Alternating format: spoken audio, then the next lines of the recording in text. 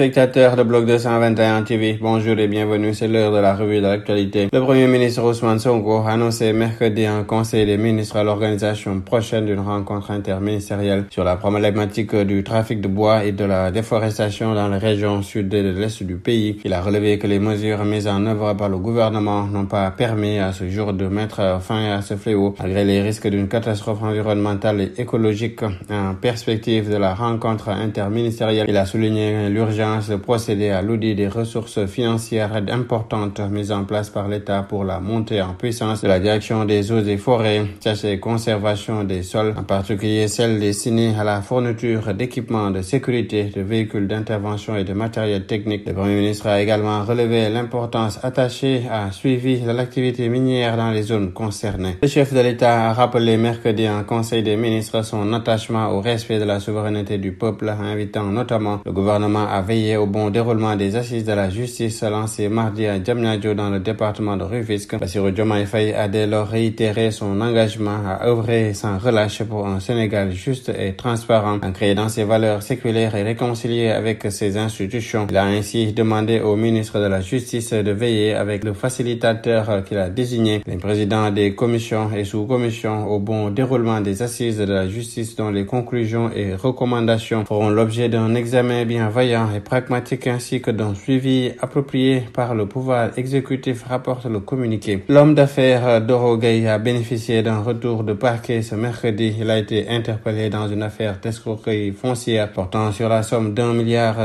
milliard de francs CFA. Doro Gueye avait proposé aux plaignants Zakiloulaye Sow, mandaté par plusieurs investisseurs, le paiement d'une avance de 500 millions puis du restant de la somme sous forme de moratoire. Une médiation serait en cours entre les différentes parties. Sur l'international, le ministère syrien de la Défense a affirmé mercredi qu'une fillette avait été tuée et 10 civils blessés dans 2 frappes israéliennes qui ont visé mercredi soir une ville côtière et le centre de la Syrie. L'ennemi a lancé une attaque aérienne visant un site dans le centre et la ville de Banyas sur la côte, tuant une fillette et blessé 10 civils, indique le ministère dans un communiqué. L'armée israélienne a indiqué que 2 Israéliens avaient été tués tard ce mercredi dans une attaque à la voiture bélier près de Naplouse dans le nord de la Cisjordanie occupée. L'armée avait fait part via un bref communiqué d'une attaque à la sortie de la ville près d'une colonie israélienne. Interrogée par l'AFP, elle a plus tard indiqué que 2 citoyens israéliens ont été tués. La Corée du Nord a tiré un missile balistique non spécifié en direction de la mer du Japon, a annoncé jeudi l'agence de presse Yonhap citant l'armée sud-coréenne, quelques jours seulement après l'échec de la tentative de Pyongyang de lancer un satellite espion. Les gardes-côtes japonais et le bureau du Premier ministre ont déclaré que le Nord avait tiré un missile balistique présumé, ajoutant qu'il recueillait plus d'informations. En sport, la Ligue de football professionnel a informé dans une note un changement significatif dans le calendrier des rencontres pour la 26e journée du championnat professionnel. Les matchs initialement prévus pour le week-end prochain ne seront pas programmés à ces dates. Cette décision intervient en raison de l'état d'avancement du traitement des dossiers par la commission de discipline, comme mentionné dans la note d'information citée en référence. Les nouvelles dates pour les rencontres de la 26e journée des championnats de Ligue 1 et Ligue 2 seront communiquées ultérieurement. Les clubs et les supporters sont ainsi invités à rester attentifs aux prochaines annonces pour être informés des programmes à venir. L'affiche de la finale de la saison 4 de la Basketball Africa League est désormais connue. Elle opposera Al Ahly de la Libye au Petro Luanda d'Angola. Ce dernier a décroché son ticket en battant en demi-finale ce mercredi au BK Arena de Kigali, Cape Town Tigers d'Afrique du Sud, 96-86. En première heure, Al Ahly de Libye avait surclassé River Hoopers du Nigeria en s'imposant par 83-89.